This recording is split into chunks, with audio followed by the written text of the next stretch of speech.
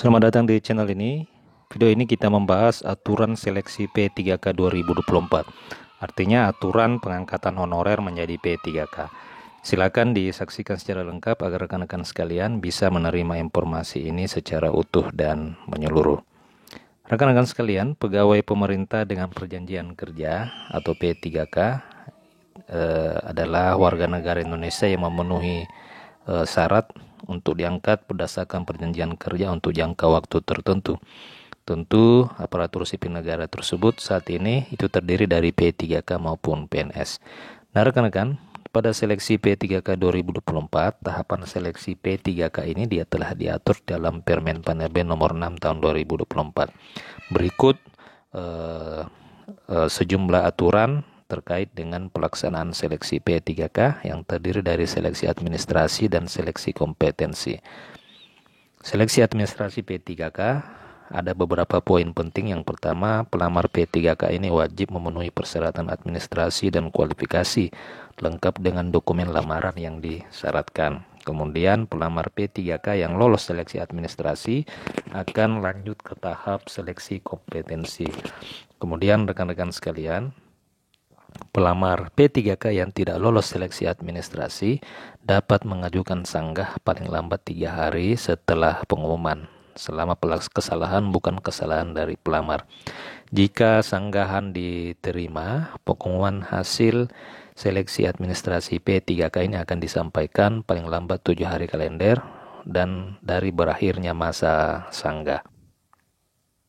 Nah, untuk seleksi kompetensi P3K terdapat beberapa poin penting. Yang pertama, seleksi kompetensi P3K ini dilaksanakan dengan menggunakan sistem CAT. Kemudian seleksi kompetensi terdiri dari kompetensi teknis, manajerial, dan sosiokultural. Jadi ini adalah seleksi kompetensi, tetap ada kompetensi teknis, manajerial, dan sosiokultural. Seleksi P3K juga menilai integritas dan moralitas peserta lewat tahap wawancara dengan metode CAT BKN. Jika instansi pemerintah menggelar pengadaan pegawai ASN tingkat instansi, maka seleksi kompetensi dan wawancara selain CAT BKN dapat dilaksanakan. Seleksi kompetensi teknis tambahan bisa digelar instansi pusat sesuai persetujuan Menteri PAN-RB maksimal 3 bentuk atau jenis tes. Jadi sebenarnya untuk instansi atau seleksi kompetensi tambahan ini itu tergantung dari masing-masing instansi. Pengalaman tahun 2023 yang lalu terdapat banyak instansi yang tidak melaksanakan seleksi kompetensi tambahan. Jadi hanya melaksanakan seleksi SKD saja, setelah itu langsung diakumulasi nilai yang didapatkan pada seleksi SKD itu. Kemudian seleksi kompetensi teknis tambahan ini bisa dilaksanakan instansi daerah jika ada jabatan P3K yang bersifat sangat teknis atau keahlian khusus. Jadi maksimal 1 bentuk atau jenis tes, tidak boleh berbentuk wawancara.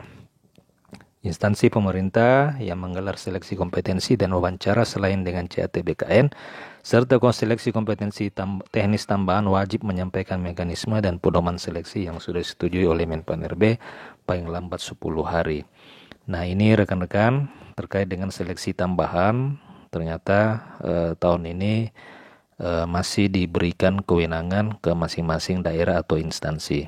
Jadi tidak ada kewajiban dari pemerintah pusat untuk daerah melaksanakan seleksi kompetensi tambahan. Pelamar P3K yang dinyatakan lolos seleksi akhir jika memenuhi nilai ambang batas dan atau berperingkat terbaik.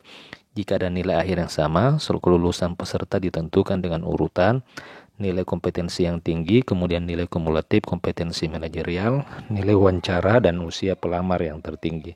Jadi usia pelamar juga menentukan apabila memang didapatkan dari hasil tes itu terdapat nilai yang sama. Demikian rekan-rekan video kali ini. Terima kasih. Sampai jumpa di video berikutnya.